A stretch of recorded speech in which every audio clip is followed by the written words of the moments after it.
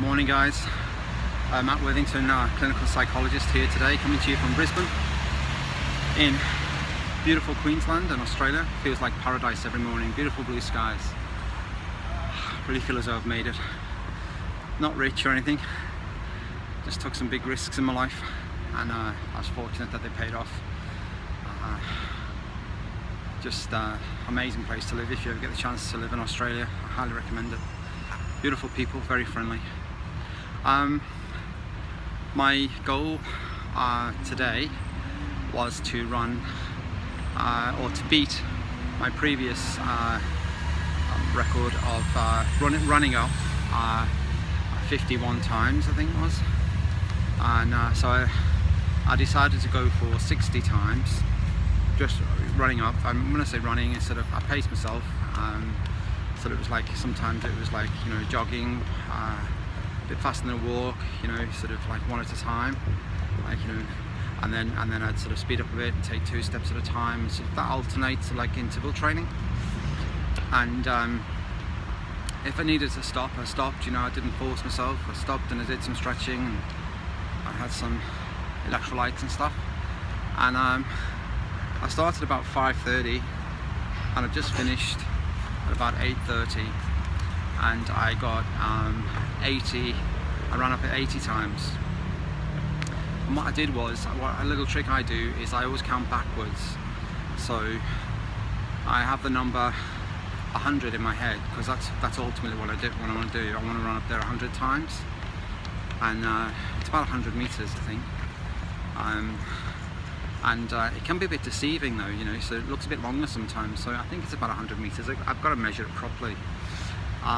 So I do apologise if I've got that wrong. It certainly feels like 100 meters. So I count down backwards from 100. That's my goal ultimately. It just seems easier. It's like walking down a mountain in your mind, like reverse psychology, rather than thinking, oh, I've got to climb this big thing, And so I go 100, 99, 98, 90, and I got to 50. I thought, come on, you've got some more in there, you've got some more fuel in the tank, because whenever you think you haven't got anything left, you've always got a bit more. I mean, research shows that generally people underestimate how much energy they have left in the body a lot. They underestimate a lot. I think it's like a survival response. Mother Nature never wants us to go into the reserve tank, so she keeps us well away from it, but there's still a lot of energy in you when you feel tired, as long as you're keeping hydrated and what have you. This isn't medical advice, don't always check with your doctors and be careful, be responsible, but we do have a lot of energy left in when we're tired though.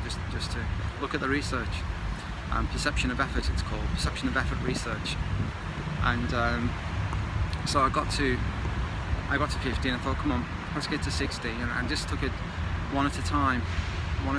Come on, come on 55, come on 55, come on.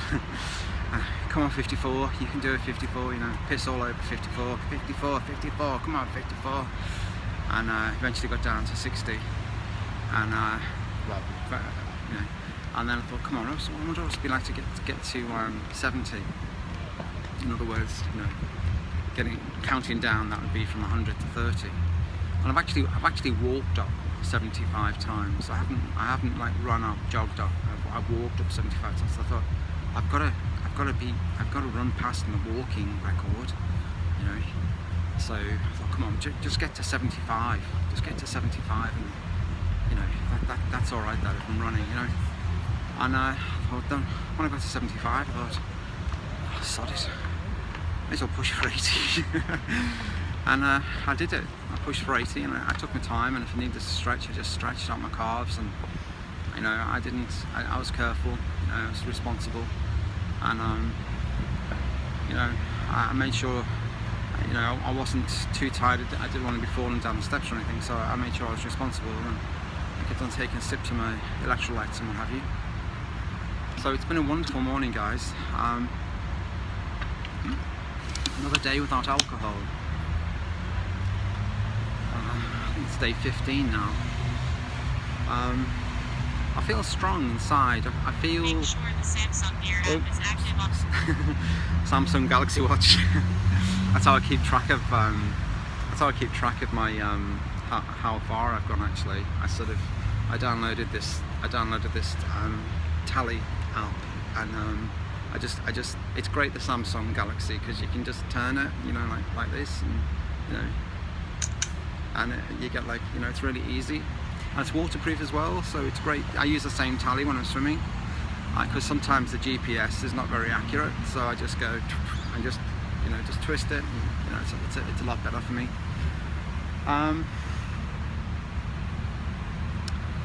Sometimes we doubt ourselves, don't we? We doubt we can do things. We all do. I do.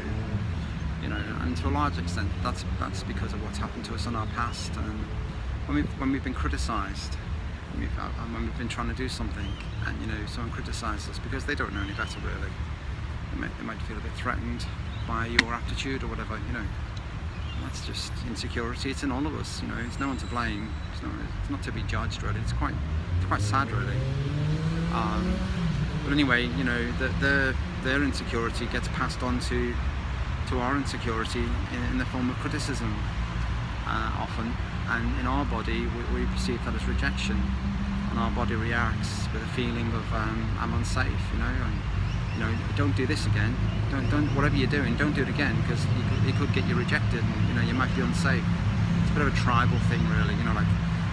They criticise you're making your arrows, so stop making arrows, because they might reject you and not protect you, and that's dangerous, because a wolf could come in, and if you're not in their favour because you've given them what they perceive or bad arrows, then stop doing it. And we learn from those experiences to stop doing things, and it's a very primitive sort of response, actually.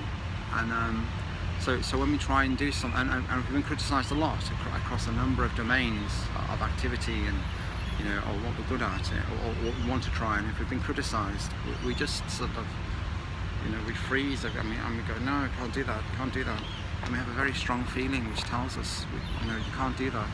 The feeling, if it could speak, would say, no, don't do that, because it could get you rejected. It's a very primitive response. We haven't changed for about 80,000 years, we haven't been updated. And the way to change a belief, actually, is not so much to work on the cognition, like the thought, like I can't do that. It's actually to work on the feeling. That's the most powerful part of a belief. Whether you can or can't do something. And the belief is a physical state, and if you change your physical state, you will significantly impact the associated negative thought. But how do you change your physical state? Well, to a large extent, it's got to do with your gut.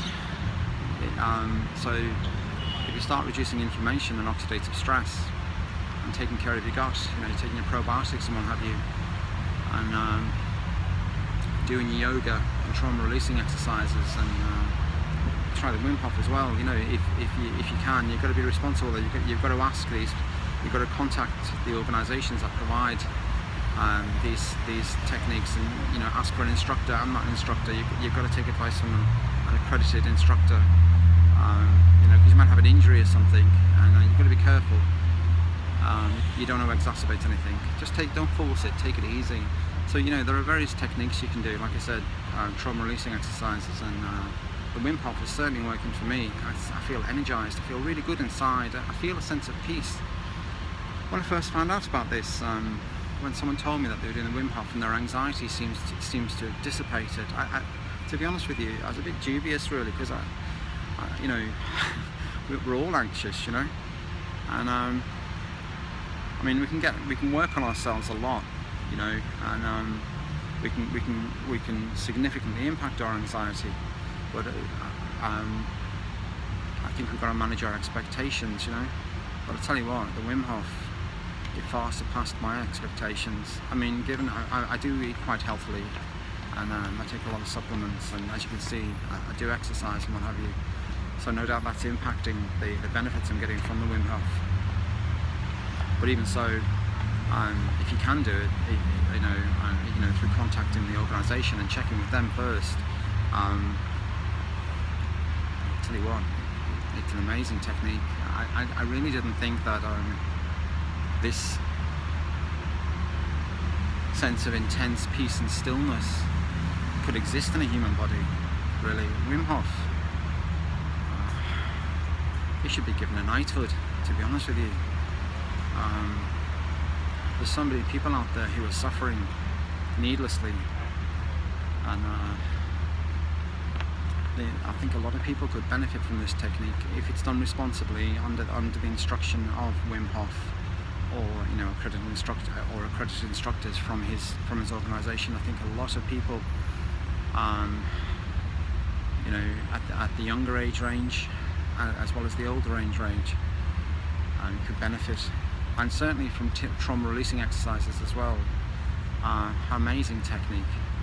So you can find inner peace sometimes. Don't expect it to be there all the time. It's not meant to be there all the time.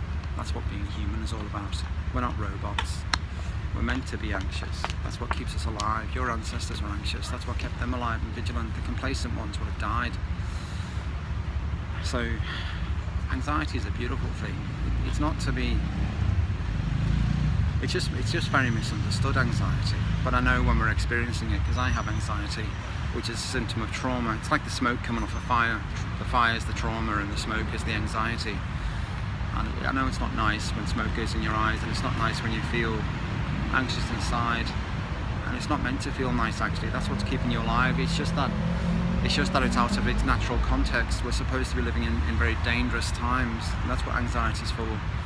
It's not for living in these modern, comfortable times. Mind you, having said that, there's a lot of people still living in dangerous times in these modern times, and the anxiety is keeping them alive. So guys, have a great day today. I really wish you well, and I wish you happiness, and thank you for watching this. I really appreciate you watching it, and if you can get something from today, well, thank you for listening. Alright guys, see ya.